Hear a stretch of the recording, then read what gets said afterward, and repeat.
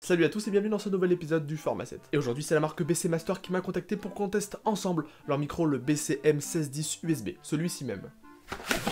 La belle manette. Beaucoup d'entre vous qui verront cette vidéo sont sûrement là pour comparer certains micros, pour voir lequel ils vont s'acheter. Mais ce n'est pas vraiment une vidéo comparative. Et ceux qui feront des comparatifs le compareront sûrement au micro, le beurre du M1. Coup de bol, c'est avec ce micro que j'enregistre la vidéo.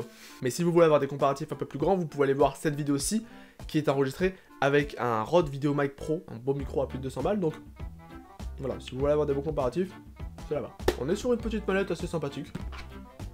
C'est parti pour un top 4 des choses qui va à l'intérieur. Le petit trépied, c'est assez sympathique, hein, quand on n'a pas de perche. Bon, la perche, c'est pas très cher, mais ça fait plaisir pour le poser sur le bureau. Ce truc-là, qui sert à accrocher le micro à, par exemple, ça, ou à des perches. La petite bonnette en mousse, évidemment, pour dès qu'il y a des pops, etc. Que je n'ai pas sur le Bird actuellement. Et évidemment, le beau micro qui est ici. Il a un design que j'apprécie énormément, vu qu'il est arrondi, mais rectangulaire, avec cette petite texture, évidemment, qu'on retrouve sur, par exemple, le Bird. À chaque fois, je le compare au Bird, même si j'ai dit que c'était pas une vidéo comparative. Désolé. Si vous voulez le Bird, il est juste là, hein. Niveau taille. Ah, j'ai retiré la perche, tiens.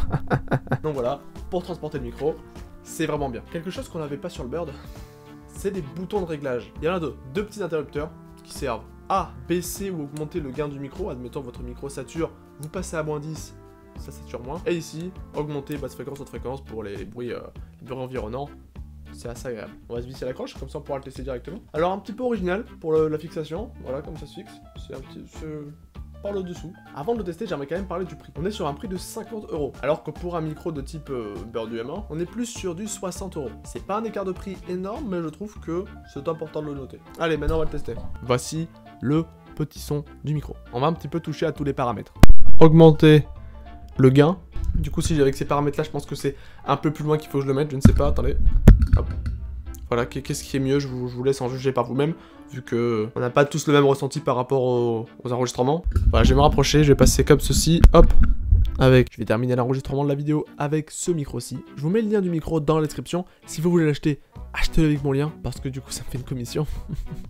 Je vous rappelle quand même que si vous voulez le comparer, vous avez la vidéo enregistrée avec le Rode. Je trouve que c'est sûrement un des meilleurs micros pour commencer YouTube, parce qu'il est pas cher, il y a beaucoup d'accessoires, il est très pratique, et le son n'est pas dégueu. Mais je n'avais jamais entendu parler du BCM 1610 Master, machin, un truc USB.